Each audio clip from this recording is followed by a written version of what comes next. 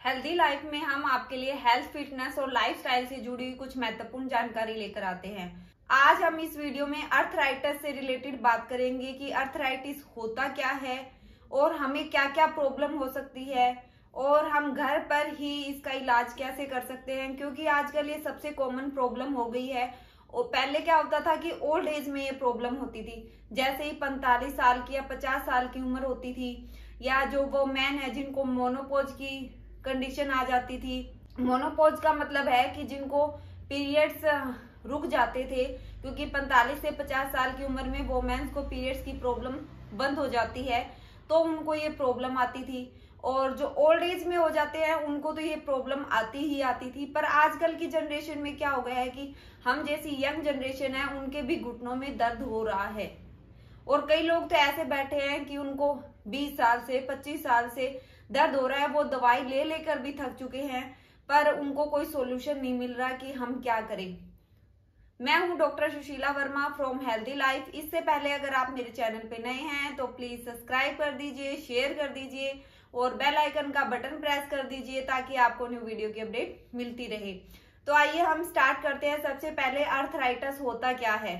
Arthritis का मतलब है ज्वाइंट इन्फ्लामेशन।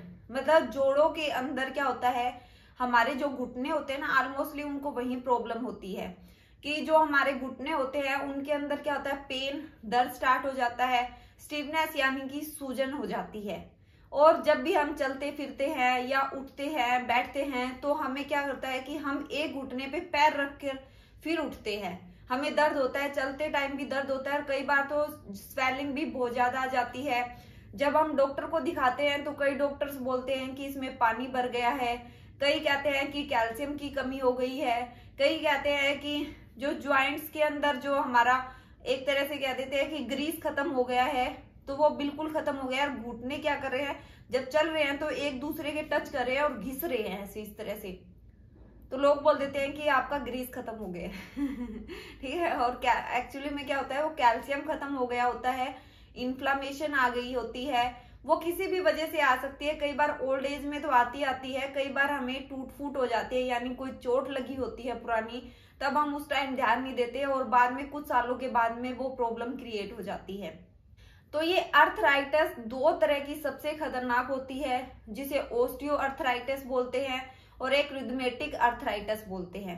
जो रिदमेटिक अर्थराइटिस होता है बहुत ही, मतलब ये मान के चलो कि गंदा, जिसको बोलते हैं वेरी बैड अर्थराइटिस है। ये ज्वाइंट पेन होता है, जो एक तरह के ना गंठिया बा वगैरह नहीं बोलते होते, उन्हीं को अर्थराइटिस बोल देते हैं। एक तरह का गंठिया बाई होता है, ठीक है, जिसमें क्या होता है, जो हमारे जोड़ होते हैं, कहीं भी उंगलियों के जोड़ हो, घुटनों के जोड़ हो, हाथों के जोड़ हो, कहीं पे भी हो, जैसे ये वाला हाथ का जोड़ हो गया, कहीं पे भी हो तो वो दर्द करने लग जाते हैं। स्टार्टिंग में हमें कहाँ से पता चलता है, जैसे हमारे ना स्टार्टिंग में क्या होता है कि धीरे धीरे दर्द करते हैं, तब हम ये सोचते हैं कि पेन किलर ले ली, दर्द वाली जो दवाई है वो ले लेते हैं और वो ठीक हो जाता है। 4-5 दिन वो हमारा ठीक रहता है, फिर उसके बाद फिर दर्द करता है, फिर हम दवाई ले लेते हैं। तो वो धीरे धीरे क्या होती है, वो प्रॉब्लम बढ़ जाती है और गंठिया बा तक पहुंच जाती है। क्योंकि अगर हमारे सारे ज्वाइंट्स पेन हो रहे हैं या घुटनों का भी पेन हो रहा है, ऐसा इन्फ्लामेशन आई है, यानी कि स्वेलिंग जिसको सूजन बोलते हैं, वो आ गई है, तो हमें ध्यान देने की जरूरत है कि कभी ये गंठिया बाव का रोग ना बन जाए, क्योंकि जोड़ों का रोग उसी को बोलते होते हैं, ठीक है। वैसे जो अर्थराइटिस है ये क्या होता है कि जोड़ों का दर्द जिसको बोलते हैं, वो कई तरह का होता है। वैसे तो 6 या 7 प्रकार का होता है, जिसे एक्सप्लोर अर्थराइटिस बोल देते हैं, ठीक है। एक्सियल स्पोंडाइलो अर्थराइटिस बोल देते हैं। जो एक्सियल अर्थराइटिस है उसमें क्या होता है, जो हमारी रीढ़ की हड्डी होती है, जो पीछे वाली जो रीढ़ की हड्डी होती है ना हमारी, ये वाली पूरी जाती है, उसमें क्या होता है कि दर्द होने लग जाता है और वो एक तरह से खिंच जाती है, पूरी अकड़ जाती है ना, जैसे सर्दियों में आप बोलते हैं कि कोई चीज अकड़ गई है, तो उस तरह से अकड़ जाती है और हमें दर्द होता है और कई बार हमें लगता है कि हमें सोजन आ गई है। और ये हमारी गर्दन से स्टार्ट होती है, जो पीछे गर्दन होती है ना, वहां से स्टार्ट होती है। और कई बार लोगों को ना इस वजह से ही सर्वाइकल की, वर्टिको की, जिसकी प्रॉब्लम बोलते हैं, वो चीज हो जाती है साथ में। एक होता है गोइड अर्थराइटिस, उसमें क्या होता है कि इसको भी गंठिया बाव ही बोलते हैं, एक तरह का गंठिया का जिसका रोग होता है, जोड़ों का दर्द होता है। पर इसमें क्या होता है इसमें जोड़ों में दर्द क्यों होता है कि जो हमारी बॉडी के अंदर ना ब्लड के अंदर एक यूरिक एसिड बनता है, ठीक है। जब वो यूरिक एसिड ज्यादा बनने लग जाता है हमारे ब्लड के अंदर, तो उस वजह से हमें ये प्रॉब्लम होने लग जाती है। बहुत सारे लोग बोलते हैं ना, आपने सुना है कि हमें हड्डी बनने लगी है। ज्यादातर क्या होता है, पैर की हड्डी का होता है, जो हमारे, मैं बता देती हूँ, इस फोटो में दिखाती हूँ, यहाँ इस जगह पैर की हड्डी होती है ना। लोग बोलते हैं पैर की हड्डी बढ़ रही है और ये हमारा ना पैर सूज गया है, तो लोग, डॉक्टर पता है क्या बोलते हैं, बोलते हैं कि सूज पहन के रखो ताकि वो हड्डी ना बढ़े। पर हड्डी, मैं आपको बता देती हूँ, 21 साल के बाद में कोई हड्डी नहीं बढ़ती है। वो हमारा क्या है, ज्वाइंट पेन के सिम्टम ही है स्टार्टिंग में। धीरे धीरे वो प्रॉब्लम क्रिएट, जैसे जैसे हमारी बॉडी के अंदर यूरिक एसिड ज्यादा बनता रहेगा, हमें वो प्रॉब्लम आती रहेगी, ठीक है। तो याद रखना, 21 साल के बाद कोई हड्डी नहीं बढ़ती है।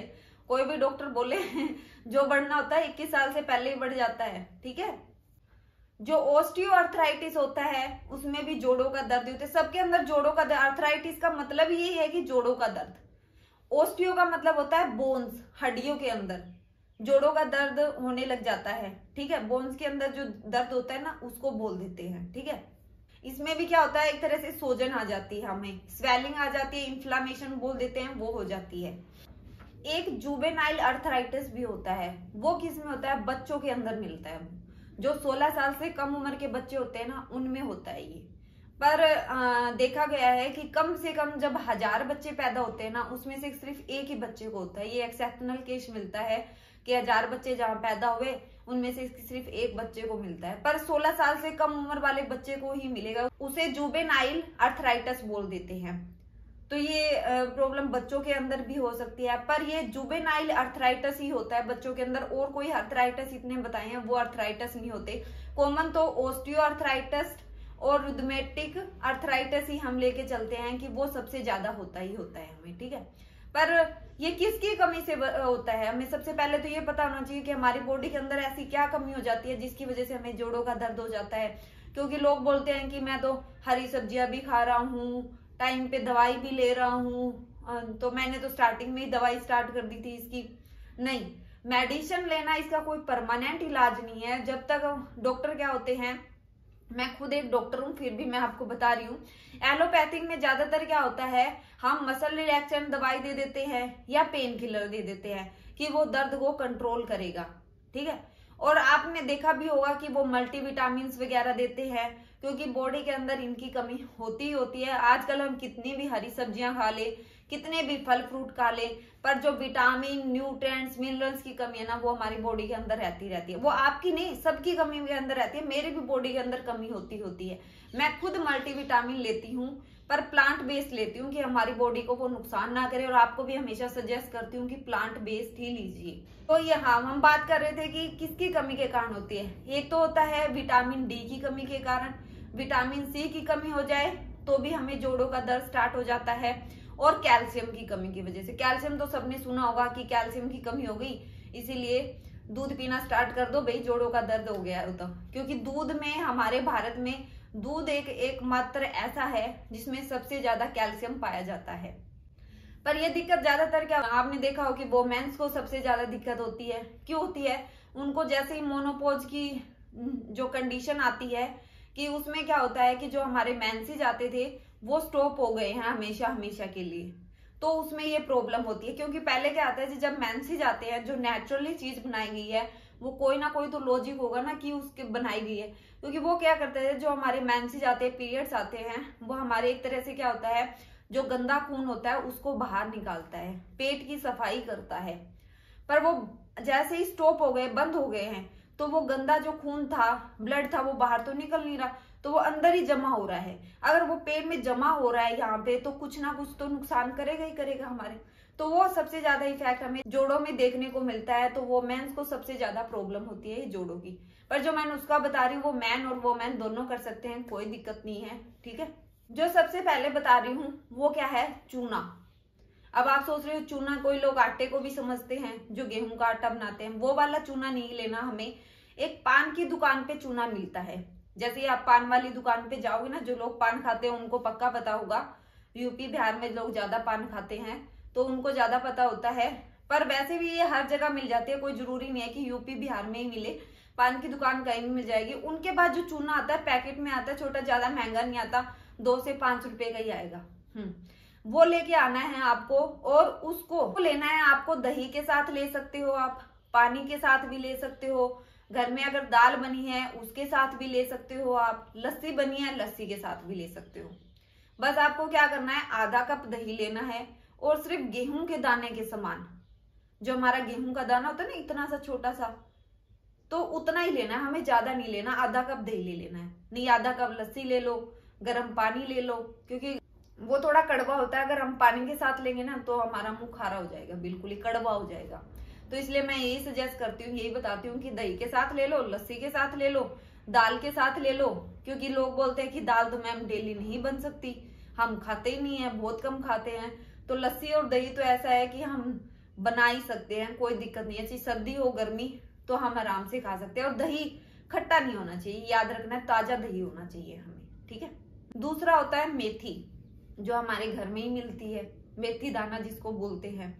उसको क्या करना है, आपको रात को भिगो के छोड़ देना है 1 गिलास गर्म पानी के अंदर। 1 चम्मच मेथी लेनी है, 1 गिलास गर्म पानी लेना है, उसके अंदर भिगो के छोड़ देना है। सुबह उठ के वो पानी आपको सिप सिप करके पीना है, जैसे हम गर्म पानी पीते हैं ना उसी तरह उसको पीना है, घूंट घूंट के थ्रू, या सिप सिप जिसको बोल देते हैं वैसे पीना है। और बाद में वो जो दाने बच जाते हैं ना उसको चबा के खा लेना है, उसको खराब नहीं करना, क्योंकि उसमें भी कस रह जाता है, तो वो भी हमें खाना है। आप ये चीजें अगर कर रहे हो, ठीक है, 40, मैं तो ये कहती हूँ कि 40 साल या 45 साल की जब भी उम्र होती है ना तो हमें ये चीजें स्टार्ट कर देनी चाहिए। तो हमें क्या होगा कि हमें ये प्रॉब्लम घुटनों की, जो जोड़ों के दर्द की ना, वो प्रॉब्लम होगी नहीं। हाँ, अब बात आती है कि लोगों को 20-25 साल से प्रॉब्लम है, तो वो क्या करें। चल, जिनका चूना और मेथी खाने से तो ठीक हो जाएगा, अभी थोड़े से टाइम से हुआ है या ज्यादा नहीं हो रखा, तो वो तो रेगुलर करेंगे तो ठीक हो जाएगा। और जिनको कई लोग तो ऐसे बैठे हैं ना 20-25 साल से, तो वो अब क्या करें, इतना वेट तो नहीं कर सकते कि वो 6 महीने लेंगे, 1 साल लेंगे, तब जाके उनका ठीक होना स्टार्ट होएगा। तो उनके लिए भी एक नुस्खा है, हरसिंगार का। आपने पेड़ सुना हुआ है, हरसिंगार का, उसको और भी नाम बोलते हैं।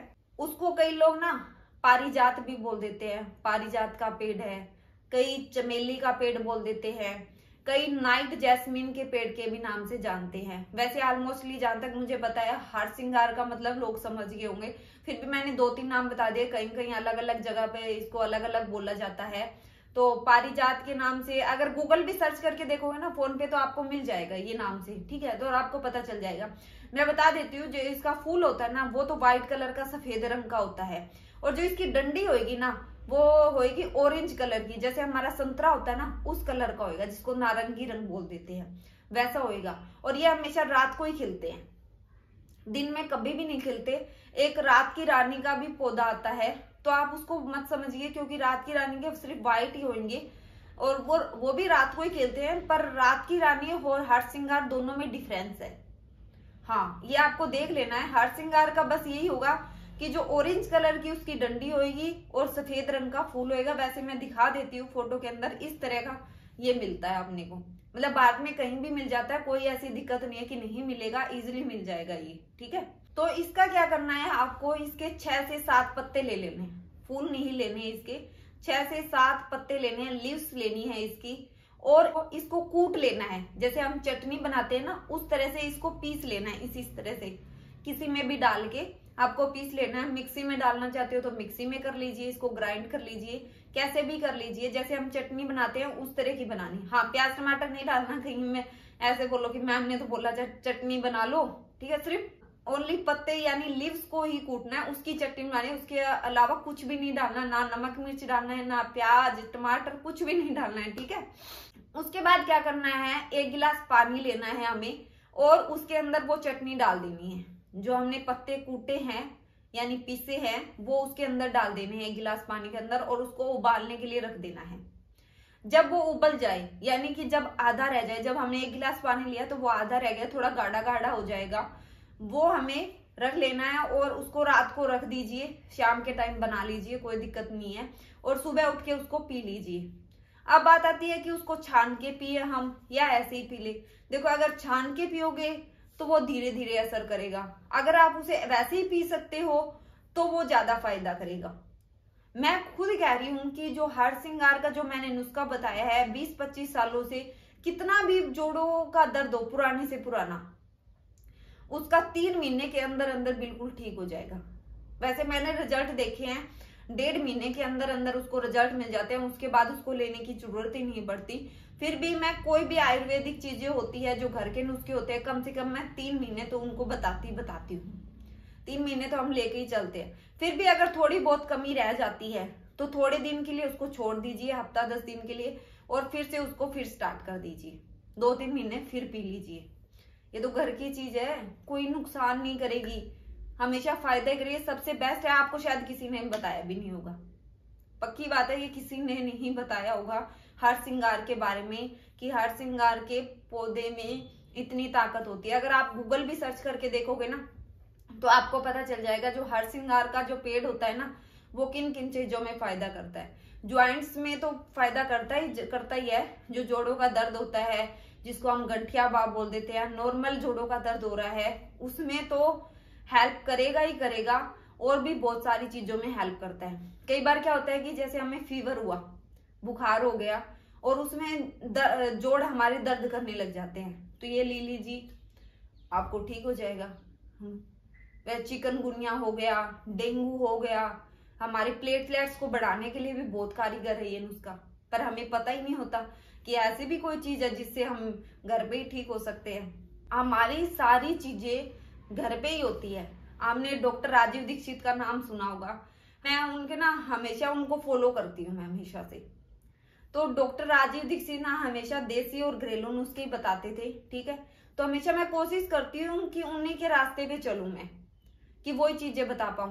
पर आजकल क्या चाहिए लोगों को, इमीडिएटली रिजल्ट चाहिए।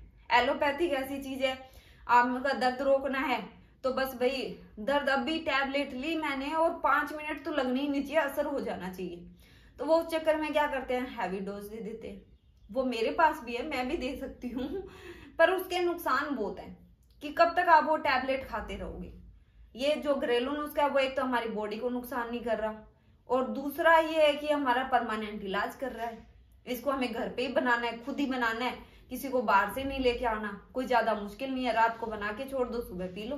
पर उसके रात के फूल खिलते हैं, इसलिए कोशिश यही करते हैं कि रात के टाइम ही उसको बनाए हम।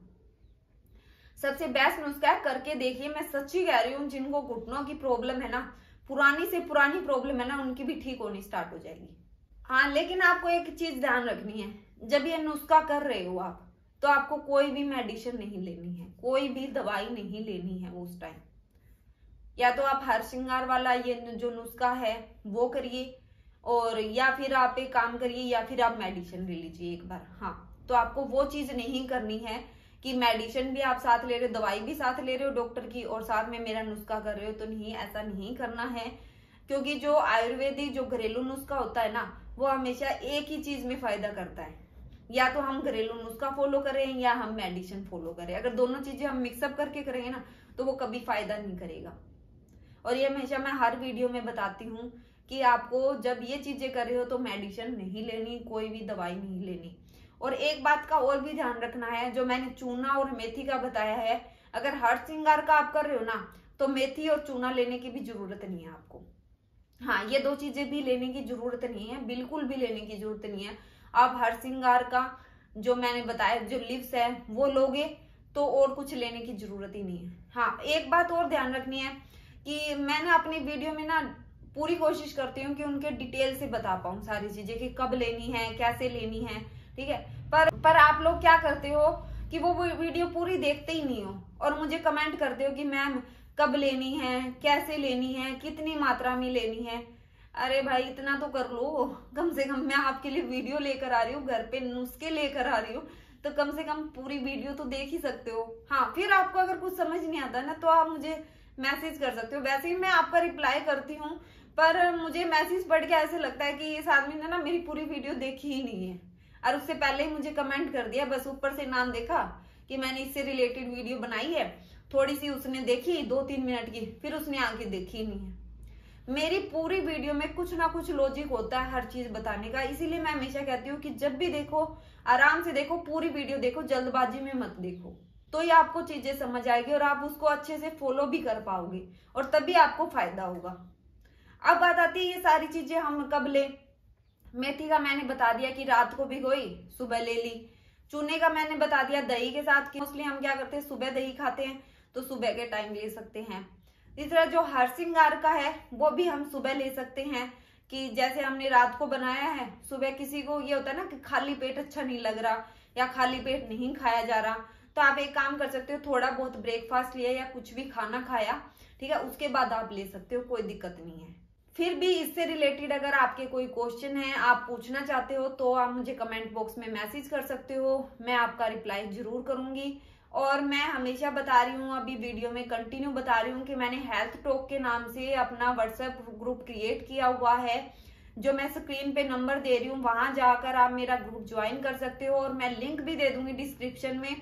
तो आप वो मेरा फ्री ऑफ कॉस्ट है, कोई भी उसको ज्वाइन कर सकता है। कई बार ये होता है कि कमेंट में हम नहीं समझ पाते प्रॉपरली, तो आप मुझे उस ग्रुप में मैसेज कर सकते हो, मैं आपका रिप्लाई जरूर करूंगी और कोशिश करूंगी अगर वो मैंने वीडियो नहीं बनाई तो मैं 1 हफ्ते के अंदर उससे रिलेटेड आपके लिए वीडियो लेकर आऊं। तो क्या होगा कि आपको घर बैठे सॉल्यूशन भी मिल जाएगा, आपके लिए भी इजी हो जाएगा। और आजकल हर व्हाट्सएप तो हर कोई चला रहा है ना तो क्या होता है कि व्हाट्सएप पे मैसेज करना भी इजी हो जाएगा आपको और मेरा रिप्लाई पढ़ना भी इजी हो जाएगा कि मैंने कब रिप्लाई किया है आपको, तो आपके लिए वो भी इजी हो जाएगा। वैसे मैं कोशिश करती हूँ कि यूट्यूब पे भी जिन लोगों के कमेंट आते हैं तो मैं 24 घंटे के अंदर रिप्लाई करूं, क्योंकि उनको भी वेट रहता है। जब किसी को कोई प्रॉब्लम होती है ना, तो उनको ये होता है कि किसी ने अच्छी चीज बताई है तो हम फॉलो करके देखें, और ये तो घर पे ही करनी है, कोई नुकसान नहीं करेगी, तो हम कर ही लेते हैं। तो वो लोग कमेंट करते हैं तो उनको ज्यादा वेट रहता है, तो मैं कोशिश करती हूँ उनको 24 घंटे के अंदर अंदर रिप्लाई करूं, क्योंकि वो बार बार फिर खोल के देखेंगे कि मैम का रिप्लाई आया नहीं आया, मैम का रिप्लाई आया नहीं आया। पर कई बार लोगों को थोड़ा सा लेट हो जाता है, तो लोग यार इसने रिप्लाई नहीं करना मेरे, ठीक है, मेरे मैसेज का, ऐसे ही बोलती रहती है हाँ कोई दिक्कत नहीं है, मैं आपके कमेंट का जरूर रिप्लाई करती हूँ, जहां तक हो सके मैं 24 घंटे के अंदर अंदर रिप्लाई करने की पूरी कोशिश करती हूँ। फिर भी एक आधी बार कहीं बिजी हो तो थोड़ा लेट हो जाता है, तो इसको फॉलो कीजिए और मुझे फीडबैक जरूर दीजिए। कमेंट, मैं ये नहीं कहती कि आज आपने मेरी वीडियो देखी और आप मुझे कमेंट कर दो, नहीं, ऐसा नहीं है। जब आपको रिजल्ट मिले, जैसे मैंने 1-1.5 महीने के अंदर बताए हैं कि 1-1.5 महीने के अंदर रिजल्ट आने स्टार्ट हो जाते हैं, तो उनको प्रॉपरली ठीक भी हो जाते हैं 1-1.5 महीने के अंदर अंदर, तो आप मुझे रिप्लाई कर सकते हो, कोई दिक्कत नहीं है। पर आप मुझे रिप्लाई जरूर करा करो, क्योंकि फीडबैक मिलते ही मुझे बहुत खुशी होती है। तो मिलते हैं जल्दी नेक्स्ट वीडियो में, तब तक के लिए अपना ध्यान रखिए।